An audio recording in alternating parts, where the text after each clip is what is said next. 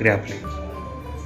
सगळ्यात महत्त्वाचं म्हणजे हा निकाल जिल्हा न्यायालयाने नव्हे तर मुख्य न्यायदंडाधिकारी जे धुळ्याचे त्यांनी तो हा निकाल दिलेला आहे. सन 2015 मध्ये धुळे एसटी महामंडळाच्या आगारातील काही चालक कर्मचाऱ्यांनी त्यांना रंग आंधळेपणा येतो या कारणास्तव काही प्रमाणपत्र दाखल केली होती आणि त्या प्रमाणपत्रावर भिस्त ठेवून तत्कालीन विभागीय नियंत्रक अविनाश पाटील यांनी या 29 चालकांची नियुक्ती एस टी महामंडळाच्या वेगवेगळ्या आगारांमध्ये सुपरवायझर म्हणून आणि स्वीपर म्हणून केलेली होती.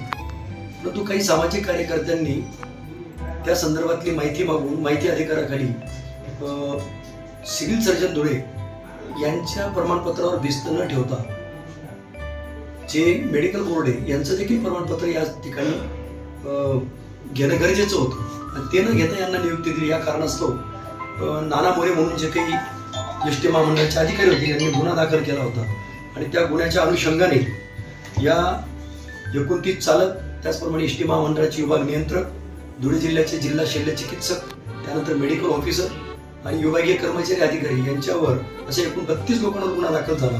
भारतीय दंडविधान कलम 420, 419, 465, 466, 468, 471 प्रमाणे तसेच मोटर वाहन कायद्याचा कलम 15 प्रमाणे गुन्हा दाखल होऊन निर्माण कोर्टामध्ये या आरोपीविरुद्ध दोषारोपपत्र दाखल करण्यात आलं. त्यापैकी आरोपी क्रमांक 32 जे डॉक्टर चारुदत्त शिंदे यांच्या विरोधात दोषारोपपत्र दाखल करण्यासाठी शासनाने परवानगी न दिल्यामुळे त्यांचं नाव या खटल्यात वगळण्यात आलं. त्याच्यानंतर इतर उर्वरित 31 आरोपींच्या विरोधात या न्यायालयामध्ये खटला चालला.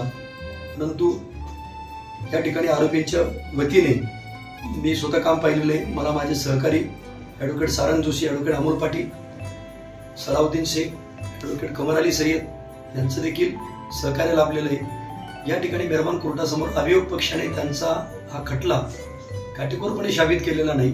त्याचप्रमाणे कर्मचाऱ्यांच्या नियुक्तीसाठी जिल्हा शल्य चिकित्सक सक्षम प्राधिकारी आहेत ही बाब आम्ही मेहरबान कोर्टासमोर प्रकर्षाने सिद्ध करून दाखवली. मेडिकल बोर्डाच्या सर्टिफिकेटची गरज नाही. एकूण हा संपूर्ण एव्हिडन्स मेहरबान कोर्टाने पाहता या संपूर्ण आरोपींची निर्दोष मुक्तता केली.